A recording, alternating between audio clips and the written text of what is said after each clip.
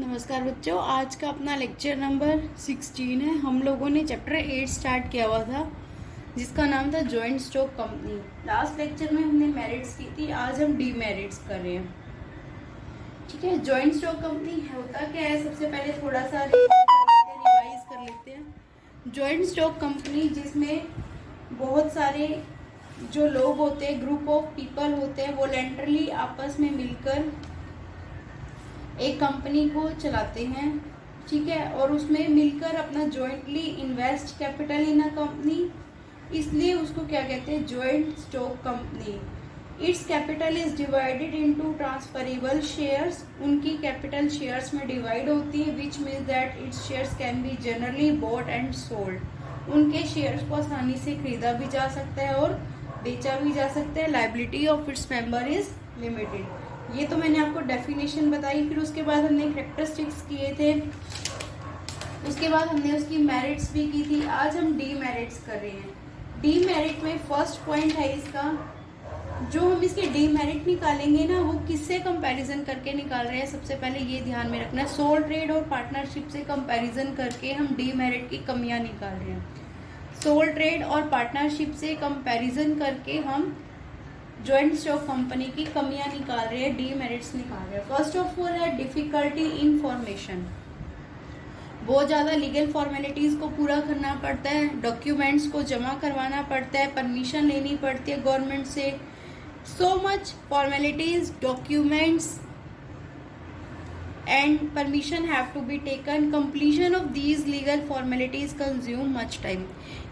इस फॉर्मेलिटीज को पूरा करने में बहुत ज़्यादा टाइम लगता है। और डॉक्यूमेंट्स, जो मेन इंपॉर्टेंट डॉक्यूमेंट्स होते हैं कंपनी के, वो है memorandum of association, article of association and prospectus. इनके बारे में आप बाद में पढ़ोगे, पहले बस आपको ये याद रखना है कि बहुत ज़्यादा लीगल फॉर्मेलिटीज़ को पूरा करना पड़ता है, गवर्नमेंट की परमिशन लेनी पड़ती है, और इन सब को पूरा करने के लिए बहुत ज़्यादा टाइम लगता है। That is difficulty information. इसलिए हर कोई नहीं सोचता कि जॉइंट स्टॉक कंपनी को एस्टैब्लिश करें।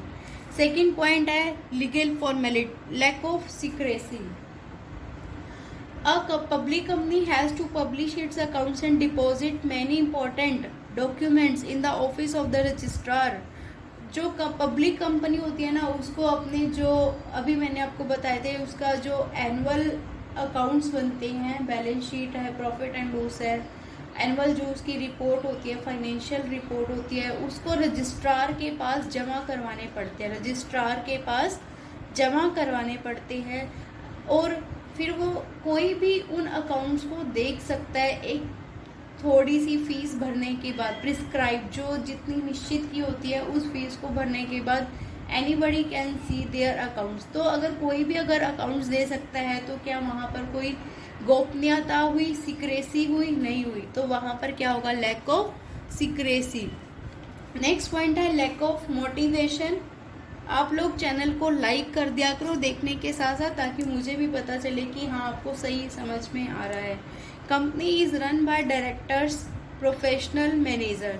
जो कंपनी है उसमें ओनर होते हैं और डायरेक्टर्स होते हैं। ओनर तो शेयर होल्डर्स हो गए, और डायरेक्टर्स जो कंपनी को चलाते हैं। मैंने लास्ट लेक्चर में भी बताया था कि share holders elect their representative, वो अपने रिप्रेजेंटेटिव का चुनाव करते हैं, that is called directors. Directors ही असली एक्चुअल में कंपनी को चलाते हैं। अब जब डायरेक्टर चला रहे हैं तो डायरेक्टर को क्या मिल रही है, they get fixed salary. Directors get fixed salary, directors को सैलरी मिल रही है। क्या जब वो डायरेक्टर्स कंपनी को चला रही है, उसको सैलरी मिल रही है, क्या उसका जो एफर्ट हुआ और रिवार्ड हुआ, एफर्ट और उसका रिवार्ड क्या हुई, सैलरी, उनके बीच में डायरेक्ट लिंक हुआ? नहीं डायरेक्ट हुआ। वह चाहे कितना ही काम कर ले, कितनी ही एफिशिएंसी से काम कर ले, उसकी सैलरी तो फिक्स ही रहेगी, सेम रहेगी। अगर वो कंपनी के लिए काम कर रहा है, कंपनी का प्रॉफिट बढ़ता है, तो प्रॉफिट तो कहाँ चला जाएगा, शेयर होल्डर्स पे डिस्ट्रीब्यूट हो जाएगा। डायरेक्टर्स को तो क्या मिलेगी, सैलरी मिलेगी। तो इसलिए जो डायरेक्टर्स होते हैं, वो मैनेजर्स होते हैं, वो इतनी एफिशिएंटली से काम नहीं करते, क्योंकि उन्हें पता है कि वो अगर ज़्यादा अच्छा काम भी करेंगे तो जो प्रॉफिट है वो तो शेयर होल्डर्स के पास ही चला जाएगा, उन्हें तो एक फिक्स सैलरी ही मिलेगी। So managers do not work more and with great efficiency, वो इतनी एफिशिएंसी से काम नहीं करते। और बाकी अच्छे से डिटेल मैं आपको जस्ट समझा रही हूँ, और आपको अपनी बुक में से वही पॉइंट को रीड आउट करना है। अगर कोई प्रॉब्लम होती है तो आप पूछ लेना।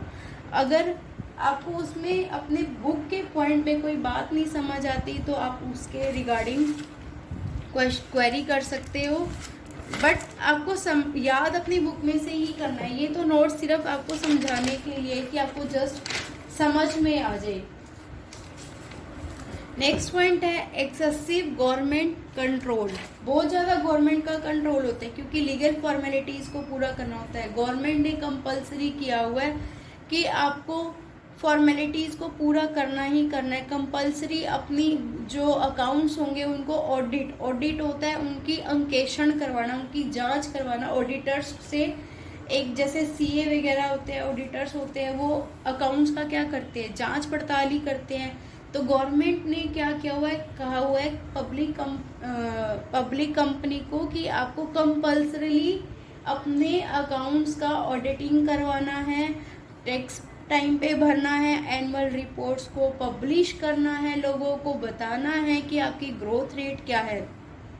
बहुत ज़्यादा गवर्नमेंट का इंटरफेयर्स रहता है, जिसकी वजह से कंपनी की ग्रोथ पर असर पड़ता है। ऑडिट ये वाली है, so much legal formalities at every stage, so file return annual report compulsorily audit which checks the growth of a company, company की ग्रोथ को रोकता है। नेक्स्ट है डिले इन डिसीजन। अब बहुत ज़्यादा लीगल फॉर्मेलिटीज को पूरा करेंगे तो भी क्या होगी, डिसीजन जो हमने अगर क्विक डिसीजन लेना है, बहुत जल्दी डिसीजन लेना है, तो वो हम नहीं ले पाएंगे। क्यों नहीं ले पाएंगे, क्योंकि पूरी फॉर्मेलिटीज़ को पूरा करना पड़ता है, प्रोसेस को पूरा करना पड़ता है, जिसकी वजह से बहुत ज़्यादा टाइम कंज्यूम होता है। तो यहाँ पर हम क्या कह सकते हैं, quick decision can be taken in case of sole trade and partnership. Sole trade में एक अकेला बंदा होता है, वो जल्दी से डिसीजन को ले सकता है, जबकि कंपनी में ऐसा पॉसिबल नहीं है। नेक्स्ट है ओलिगार्चिक मैनेजमेंट। अब ओलिगार्चिक मैनेजमेंट ये क्या होता है, वैसे कहने को तो नॉर्मल ये है कि जो पब्लिक कंपनी है वो डेमोक्रेटिक सिस्टम है। डेमोक्रेटिक जैसे इंडिया भी तो डेमोक्रेटिक कंट्री है।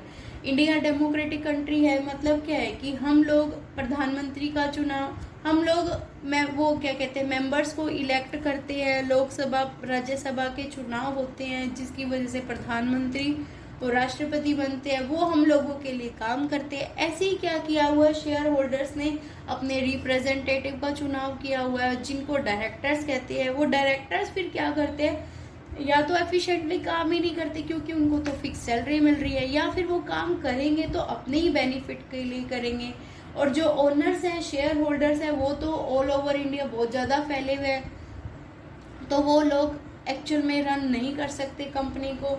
तो इसलिए कह रहे company complete control by director. Director see their personal benefit और interest, share holders are just puppets. Share holders तो सिर्फ उनकी कठपुतली है, उनको एक्चुअल में तो जो शेयर होल्डर होते हैं ना, कुछ एक शेयर होल्डर जिसने मेरे जैसे 2-3 शेयर्स खरीदे होते हैं, उनको तो पता भी नहीं होता कि कंपनी में चल क्या आ रहा है। ठीक है, नेक्स्ट पॉइंट है कन्फ्लिक्ट अमंग इन्वेस्टर्स। अब जब शेयर होल्डर्स और डिबेंचर, अब यहाँ पर जो कन्फ्लिक्ट है ना, वो शेयर होल्डर्स और डिबेंचर होल्डर्स के बीच में ना हमेशा कन्फ्लिक्ट रहता है। अब आप कहोगे कि नहीं भला डिबेंचर होल्डर कहाँ से आ गई, डिबेंचर होल्डर भी शेयर होल्डर की तरह होते हैं, बट जो डिबेंचर होल्डर जब डिबेंचर को खरीदते हैं तो उन्हें फिक्स रेट ऑफ इंटरेस्ट मिलता है, शेयर होल्डर्स को डिविडेंड मिलता है। जैसे डिबेंचर होल्डर तो एक तरह से जो क्रेडिटर्स होते हैं, शेयर होल्डर्स कंपनी के लिए ओनर होते हैं। बाकी की जो डिटेल होगी ना, difference between share holder and debenture holder, वो आगे के चैप्टर में आप पढ़ोगे। ठीक है, अभी तो आपका स्टार्टिंग हुआ है, तो अभी आप जस्ट इतना सा समझ लो कि शेयर होल्डर तो कंपनी के ओनर हैं, डिबेंचर होल्डर कंपनी के लिए जैसे कोई कर्जा देता है ना, पैसे उधार पर देते हैं, तो ये वही है डिबेंचर होल्डर। कंपनी को पैसे उधार पे दिए हुए, कर्जा दिया हुआ है। अब शेयर होल्डर तो क्या चाहते हैं कि उनको मैक्सिमम जो प्रॉफिट वो अर्न करे ना, उनको डिस्ट्रीब्यूट कर दिया जाए, उनको मिल जाए। Debenture holder want maximum money should be kept in reserve. Debenture holder तो चाहते हैं कि ज़्यादा से ज़्यादा पैसा रिजर्व में रखे ताकि उनको इंटरेस्ट मिलता रहे। शेयर होल्डर चाहते हैं कि उनको प्रॉफिट टाइम टू टाइम मिलता रहे, जितना प्रॉफिट कंपनी अर्न करे वो सारा उनको मिलता रहे। तो आज का अपना टॉपिक यहाँ ख़त्म हो रहा है। डीमेरिट्स हमने कर ली, मेरिट्स हमने कर ली।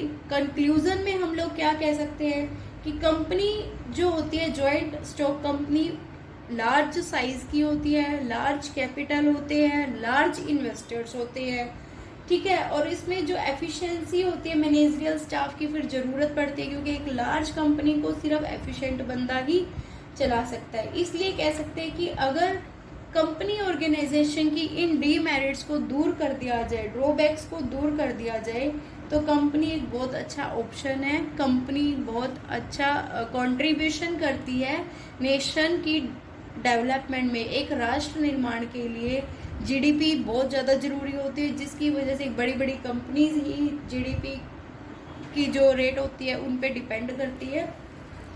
इसलिए कह सकते हैं कि कंपनी अच्छा है। अब इसकी जो नेक्स्ट पॉइंट है वो difference between company and partnership, वो आप लोग अपने आप से करोगे और लिखोगे, उसको याद करोगे, ठीक है। Difference between company and partnership. Okay, thank you.